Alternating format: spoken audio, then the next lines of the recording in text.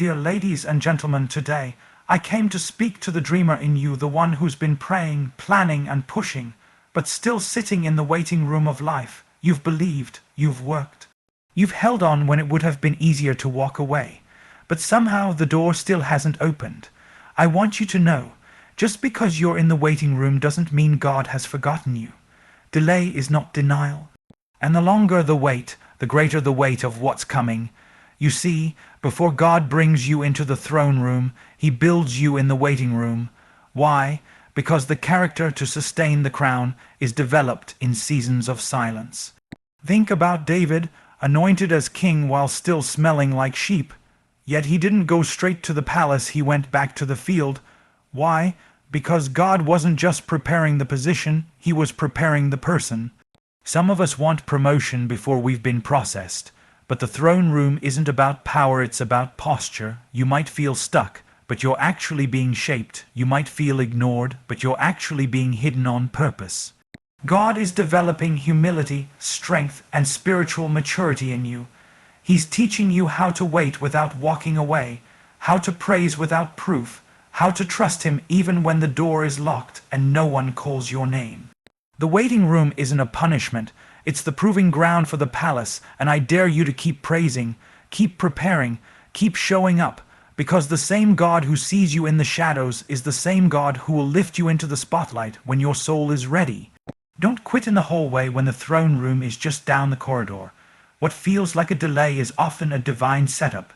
The waiting room isn't where your story ends, it's where your royalty is revealed. 10 key points of the speech. The waiting room is not wasted time, it's preparation ground for destiny.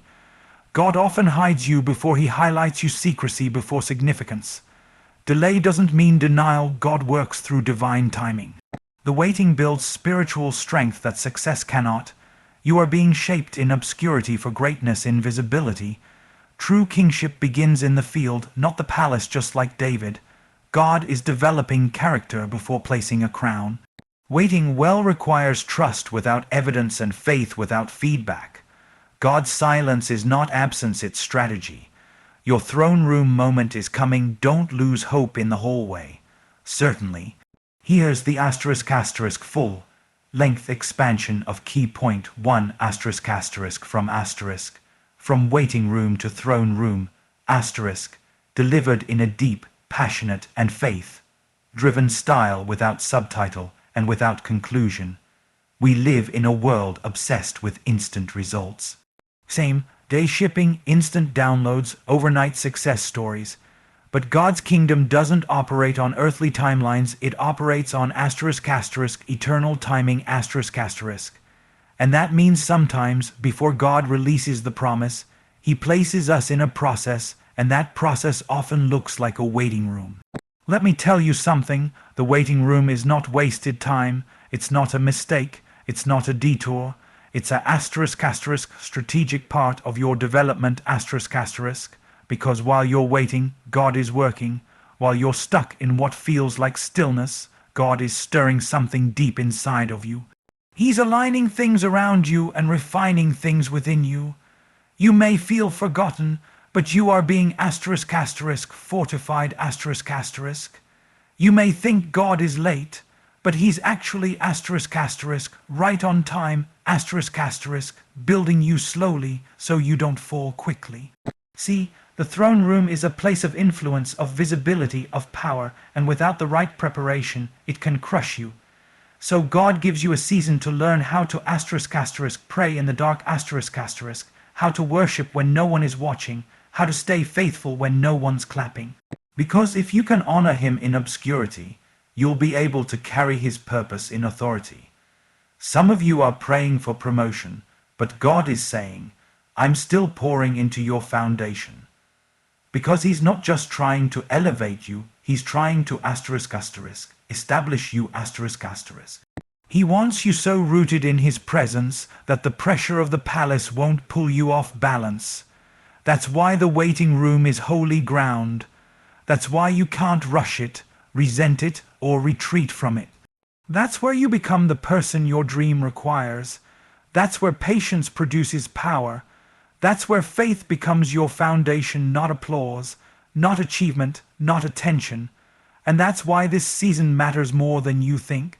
Absolutely. Here's the *** expanded version of key point 2 **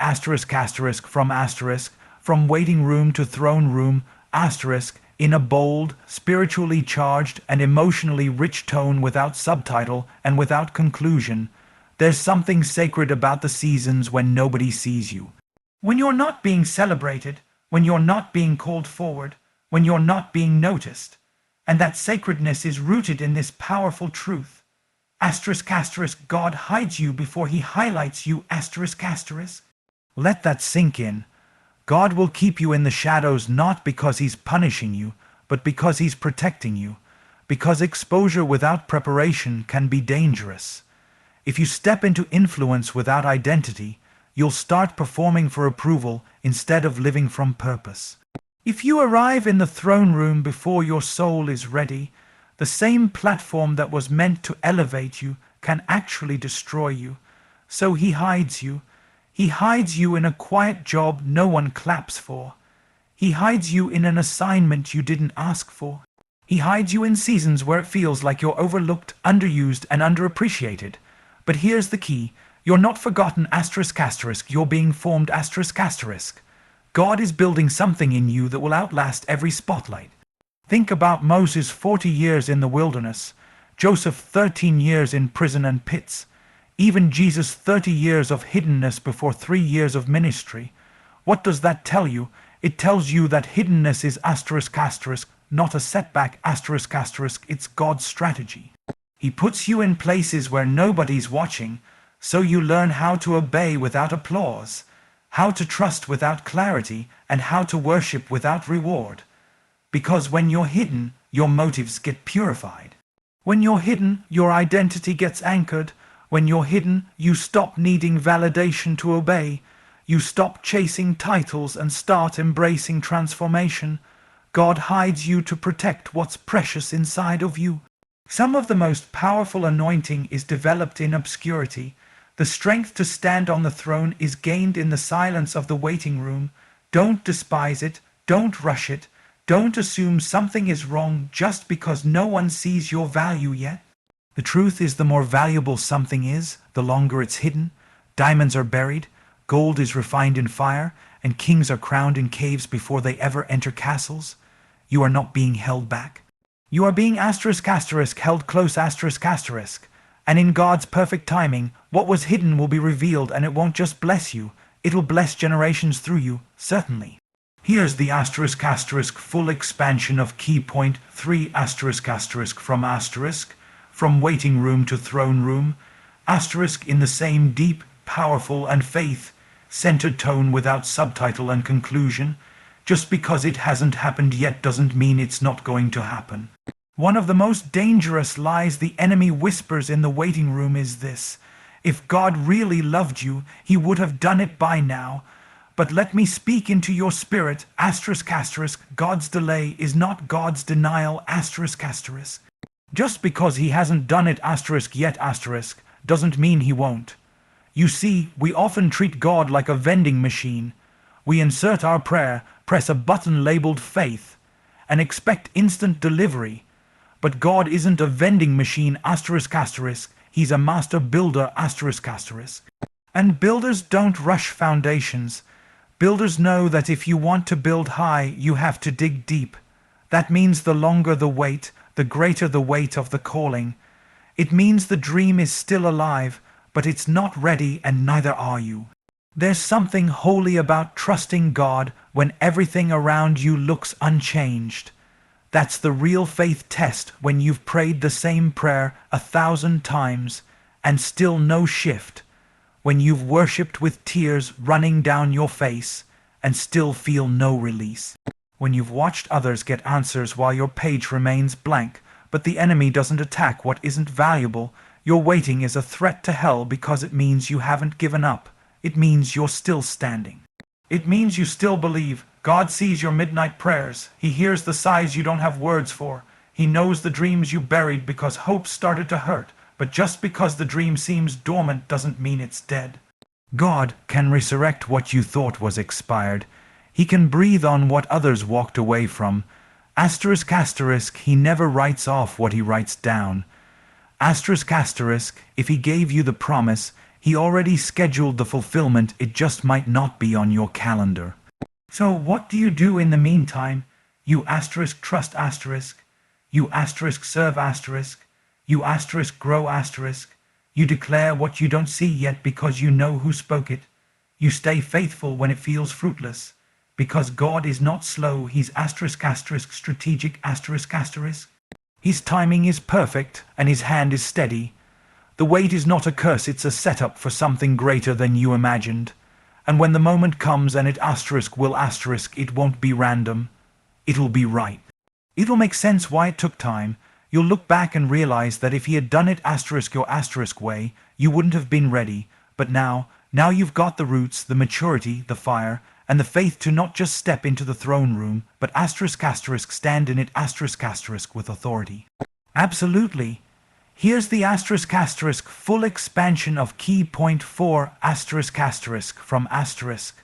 From waiting room to throne room asterisk. Crafted in a spiritually bold and emotionally resonant voice without subtitle or conclusion. There is a weight to waiting, and sometimes that weight feels unbearable. But what if I told you that while you're in the waiting room, what God is really doing is asterisk asterisk strengthening you asterisk asterisk from the inside out, not to just survive the wait, but to thrive in the next level he's preparing you for?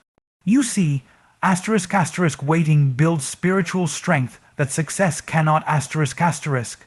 We all want to reach the next level, but we rarely think about the strength it takes to asterisk stay asterisk there, because elevation without endurance is empty. The blessing may come quickly, but if your spirit isn't strong, it'll break you. That's why God trains you in hidden seasons. He's not interested in just putting you in a new position, he's building in you the fortitude, the resilience, and the maturity to stand under the weight of that position without crumbling. The waiting room is where your muscles of trust grow.